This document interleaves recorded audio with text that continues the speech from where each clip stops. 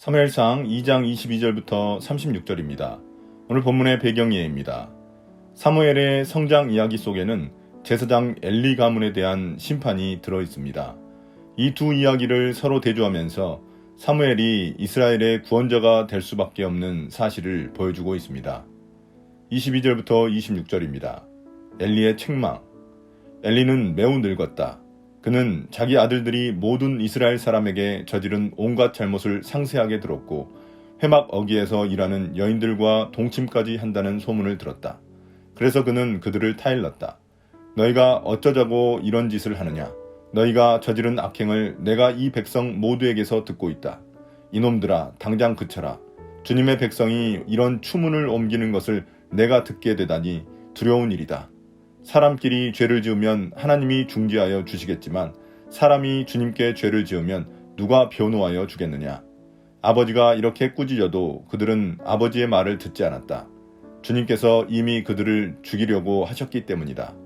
한편 어린 사무엘은 커갈수록 주님과 사람들에게 더욱 사랑을 받았다. 여기서 엘리가 매우 늙었다는 것은 그가 자식들을 제대로 통제하지 못한다는 것을 의미합니다. 엘리의 무능력함이 나이를 통해 드러납니다. 엘리는 자식들이 나쁜 짓을 하고 다니며 심지어 성전을 섬기는 여인들과 동침까지 한다는 소문을 듣고 자식들을 타일렀습니다. 그러나 그는 아들들의 악행을 제대로 알아보려 하지 않고 단지 백성들의 소문쯤으로 여겼습니다. 이러한 엘리의 책망은 아들들의 악행을 돌이키기에는 너무 늦은 훈계였고 주님의 심판을 돌이키기에는 너무 안일한 대처였습니다. 그러면서도 엘리는 사람에게 죄를 지으면 하나님이 용서해 주실 수도 있지만 하나님께 죄를 지으면 용서받을 길이 없다고 말합니다. 자신의 아들들이 짓는 죄가 하나님께 직접 죄를 짓는 신성모독죄라는 사실을 말하고 있는 것입니다.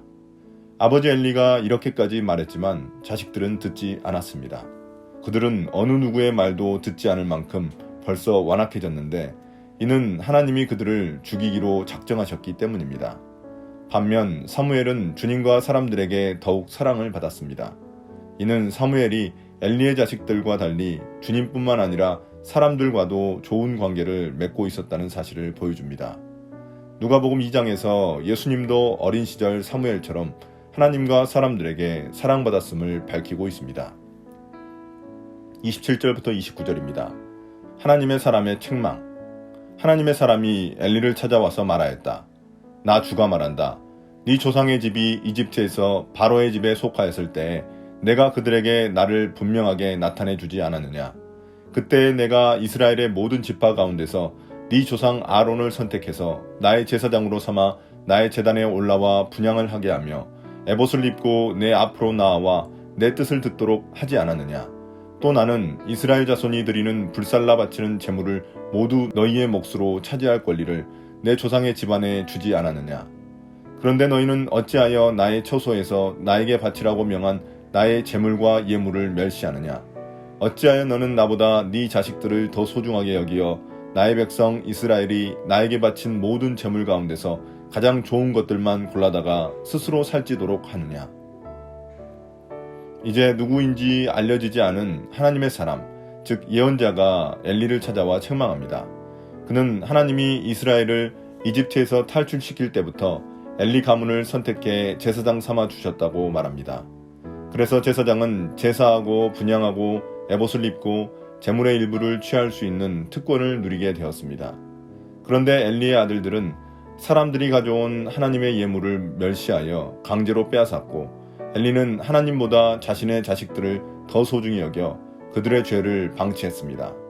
결국 엘리의 가족들은 하나님께 드리는 모든 제물 중 가장 좋은 것들을 취해 자기 스스로를 살찌웠습니다. 이것이 엘리 가문이 심판받아야 할 이유입니다. 30절입니다. 하나님의 약속 철회. 그러므로 나 주 이스라엘의 하나님이 말한다.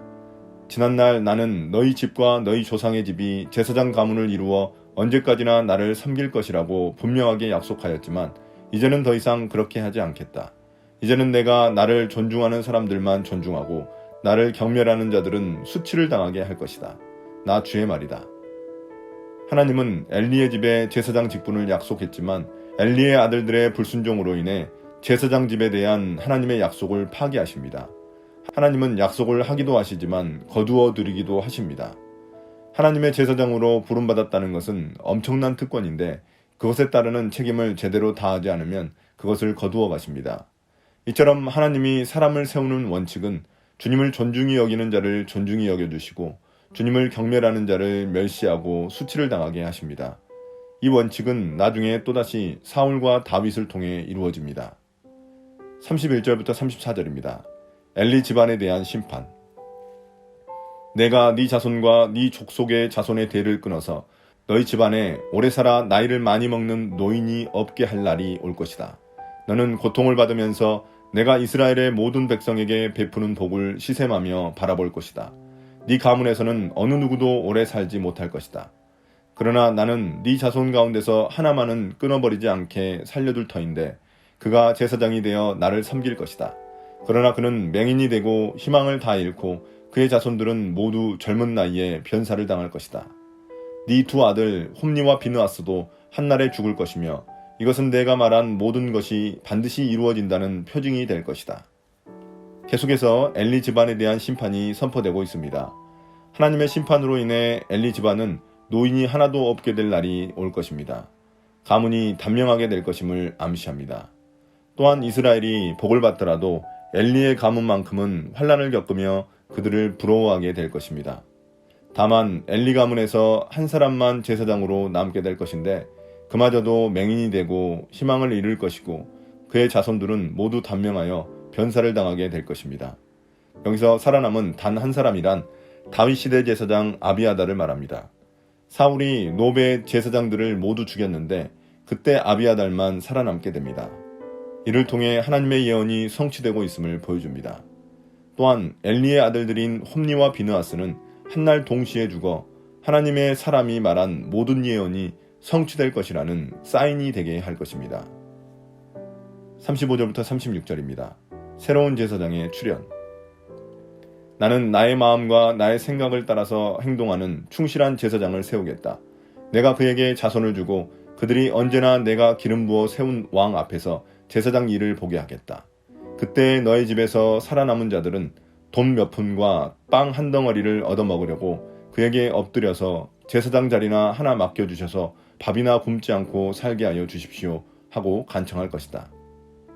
이제 주님은 엘리 가문을 대체할 충실한 제사장을 일으키실 것입니다.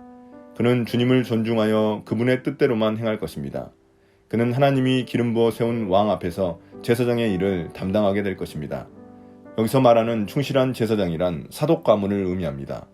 엘리 가문의 아비아달 제사장이 폐위되고 그 후 사독 가문이 대제사장 가문을 형성하게 됩니다. 반면 엘리 가문의 사람들은 사독 가문의 집에 제사장 직분을 구걸하며 비참하게 살게 될 것입니다. 결국 그들은 하나님이 세워주신 제사장 직분으로 지위를 남용하다가 그것을 잃어버리고 나서야 그 가치를 깨닫고 후회하게 될 것이라는 말입니다. 오늘의 묵상 포인트입니다. 첫 번째, 하나님은 누구신가? 하나님은 자신을 존중하는 자를 존중해 주시고 자신을 멸시하는 자를 멸시하십니다. 이것은 한나의 기도에서도 드러난 바입니다. 하나님 자녀로서의 특권도 마찬가지입니다. 교회만 다닌다고 하나님을 존중하는 삶이 아닙니다. 우리의 삶의 가치와 모습들이 하나님을 높여야 합니다. 두 번째, 나에게 주시는 교훈은 무엇인가? 엘리 가문은 하나님을 섬기는 제사장의 축복을 가볍게 여겼기에 심판받았습니다. 우리는 어떻습니까? 하나님이 주신 축복과 특권들을 소중히 여기고 있습니까? 하나님 말씀을 읽는 것, 기도하는 것, 선한 마음을 갖는 것, 예배하는 것 모두 주님의 자녀로서의 특권들입니다. 오늘의 기도입니다.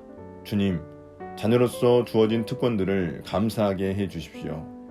어떤 것들보다도 특권들을 소중히 여기며 살아가게 해 주십시오. 삶의 작은 것부터 주님을 존중하는 태도를 보이게 해 주십시오. 예수님 이름으로 기도드립니다. 아멘.